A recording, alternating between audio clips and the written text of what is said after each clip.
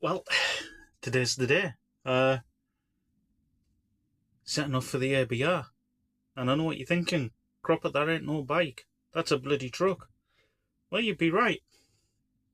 It is a truck. But I've got to do a day's work first. So, plan is Thursday, 25th. Do my 8-hour shift. Planners have been actually really good. I've just got a tip. Anyway, planners have been good. Get this done. Get it filled and ready for the relief driver tomorrow. Drop it off. Get changed on the bike. Down to Nuneaton. Gonna stay in a travel lodge, Nuneaton. And then that'll leave me with about 50-60 miles to do to Ragley Hall. So it'll be, I think it's about just over 160 odd miles down to Nuneaton, something like that, I think. Yeah, I think that's about right. Give or take. Do that. Stay overnight. Then on to the ABR for the first time. Let's see how it goes. I need to keep on reminding myself it isn't a rally. It's not a rally. It's going to be very different. Yeah, but I'm really quite looking forward to it. It's the speakers I want to hear. Elizabeth Beard, if I'm pronouncing the name correctly. If not, I do apologise. Charlie Bowman. Really quite excited to hear what he has to say. Ted Simon. Austin Vince. Hoping to get to bump into him. Yeah. It's a shame Nick Sanders isn't there. These are people that I have admired for a long time. And would like to follow in their tyre tracks a little bit. Not to the extent they've done. But anyway, keep posted. The second part of a Scotland video will be coming shortly once I work out how to do it, because phones and things, if you can't fix it with a spanner and a bit of gaffer tape and a hammer, you know, it's out my realm of capability, really. Alright, keep posted. See you all later.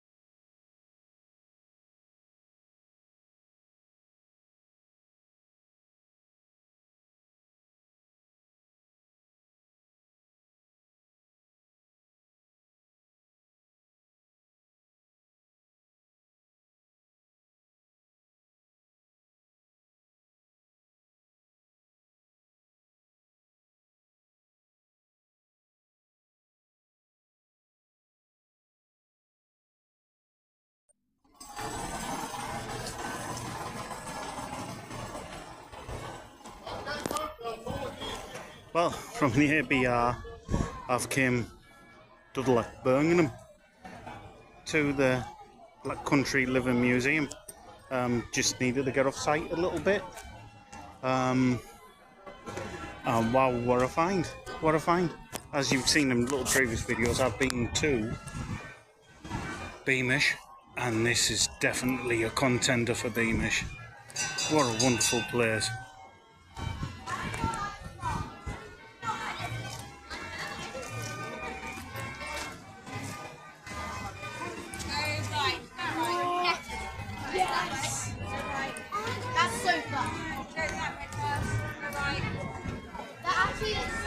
I want to do that.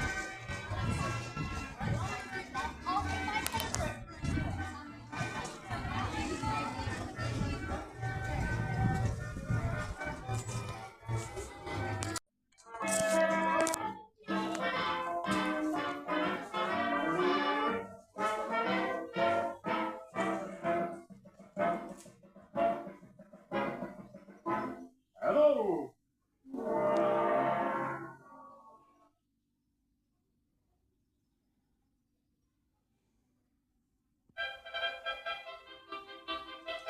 Anybody that knows me will know I have a thing for old radios. I collect radios. But listen to that's Baker-like. That's quite similar to one I've got. Listen to the quality.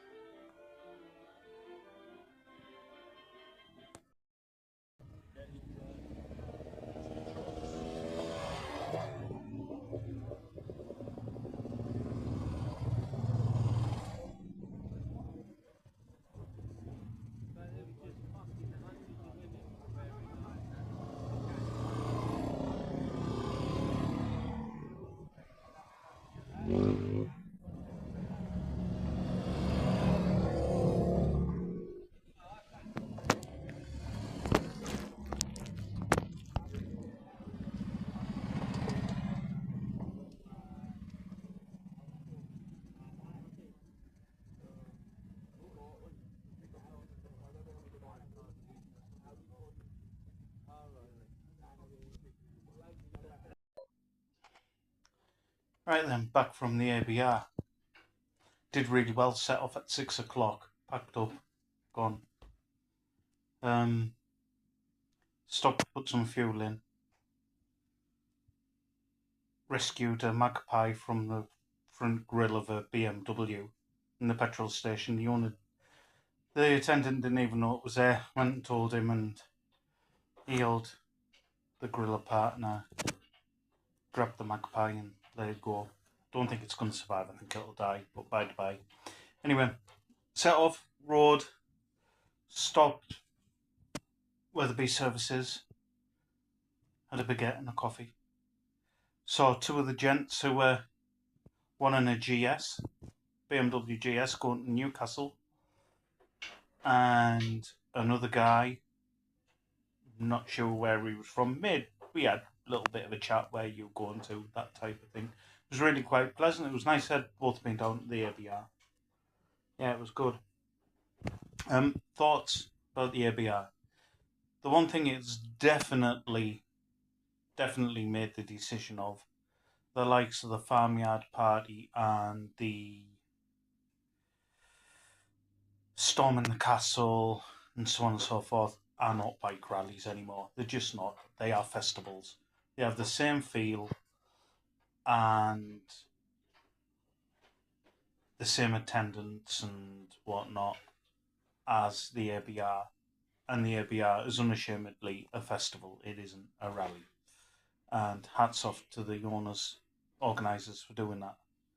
While we're giving compliments, let's not overlook what is often overlooked, and that is the toilets. I drive a septic wagon. I empty septic tanks.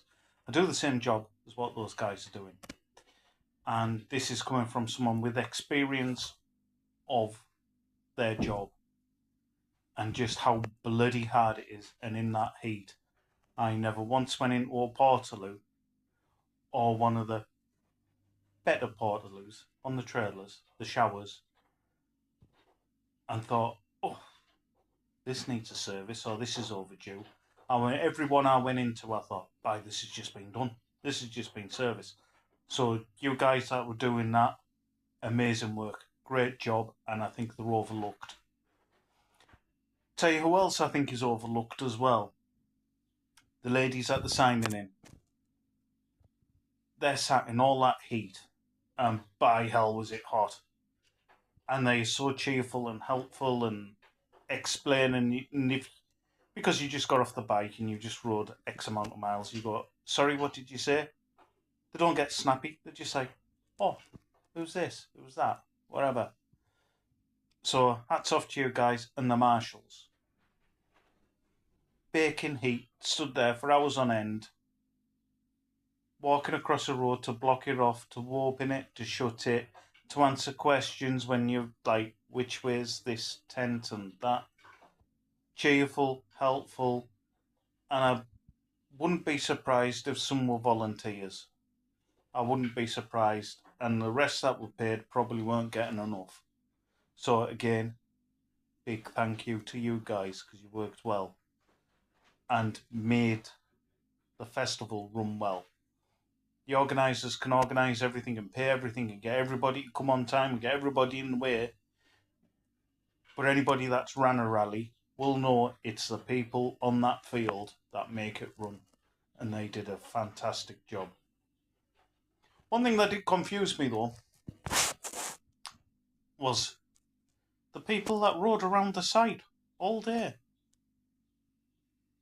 Just round and round in shorts and t-shirts. I can understand the guys that were going to and from the trails. I didn't ride any trails. Don't think my bike's up to it. And I didn't realise you had to pay extra. You pay £200 for a weekend ticket and then you have to pay extra to ride around on a bit of grass. I think that's a bit of a cheek, really. I'd make that in with the price. Really would. That's just a personal thought. Other than that, got to see the speakers that I wanted. And that was great. That's what I went for. I went for the speakers, and the speakers that I wanted to see, I saw. I got to see Austin Vince. Got to see Elizabeth. If I'm saying, I never say her name right, and I do apologise. Do you know that woman rode from Pakistan with a knackered clutch? Just, can you imagine that? All the way from Pakistan. What an example, what a role model for anybody, especially young girls. Young girls and young women. I think don't look up to your pop stars and your stuff and the ones that are shaking their asses and to get noticed. That's the type of person you need to look up to. She had a dream. She wanted to do something, so she worked. Being an educated person, she went and worked in a pub. Some people love working in pubs, and some people make an amazing career out of it, don't get me wrong, and hats off to you. But I don't think she wanted to. But she did that, working 7 days a week for a few months to get the money to go off and do what she wanted to do. And then stopped and worked for another 6 months to complete a journey. Just goes to show, if you have that dream and you want to do it, you find a way. And it doesn't have to be the same as everyone else. Something Vanessa Rook said, it's your journey, it's your adventure. And if your adventure is to the next town, to, I don't know, the seaside, your local coastline, and you're going to have one night and come back, and that is really pushing your boundaries, good for you. And every adventure starts with a dream. If you can dream it, you can do it. Did I enjoy the ABR? Yes. Be an absolute lie if I said no. I did. The speakers were amazing. The tents were amazing. The weather was far too amazing. I didn't buy any of the food or anything. £5.50 for a latte. Nah. I took my own stuff. I cooked my own. But for me, That's part of the fun. For other people, it isn't. For me, it is. I love the camping and all that type of thing. So it's not that I wouldn't pay those prices or couldn't pay those prices. Quite easily could have, but I chose not to. Chose not to. That's the way to put it. Chose not to. The the organisation's fantastic. The layout's great. I did, however, coming back wanting a Kawasaki KLR. If there's any owners watching this, what they're like, what do you need to watch out for? What's the seat height like? Are they good off road? I think they're a 4-stroke. That's what's made me want one. I want a 4-stroke. I want a little restoration project, and then something that I can start taking on to green lanes and a bit of wild camping. Because like I say, I'm about the camping. Would I go again? Yeah, I'd go again. Got a bit overwhelming for me, I think. Too many people and whatnot, so I went off to just have a bit of an explore. Stopped, got a bit of phone signal. Googled what to do, and I found the Black Country Museum. So off I went there, then found out it was the set of the Peaky Blinders. The blacksmith showed us around, showed us some of the movie points and where they filmed things and whatnot. And if you get time, it is worth the journey just to go and see the Black Country Museum. Just the knowledge of the staff and the enjoyment that those people aren't there for the money. They're there because they love what they're doing, and that comes through. And it is great. Fantastic layout. The exhibits are brilliant. The little motorcycle shop links to the TT. That is an absolute must for anybody who loves bikes. The guy in there's just, he's great. And he loves it, and he loves the bikes. Yeah. Yeah, so I did that, and I went back to the site, and then I had a headlight bulb go. So I'm going to leave it with this. Headlight bulb went, happened to make eye contact with the guys in the tent next to us. Said, there must be an easy way of doing this. I'm only trying to change a bulb. So they came across, and they started to help us, making jokes about a Scottish guy and his big Scottish fat fingers and whatnot. And we had a bit of a giggle doing it, and it was fun. And this is something that Ted Simon was saying. It's when things go wrong, become a part of the adventure. And that also proves that any bike is an adventure bike. Whether it be the young lad that was going around on a bright pink C90, I think it was a C90, and his girlfriend on the red one. Hey, hats off to you, kid. I'll tell you what, that was a good looking bike. Out of all of them that were there was some stunning bikes there, stunning bikes. I remember that one.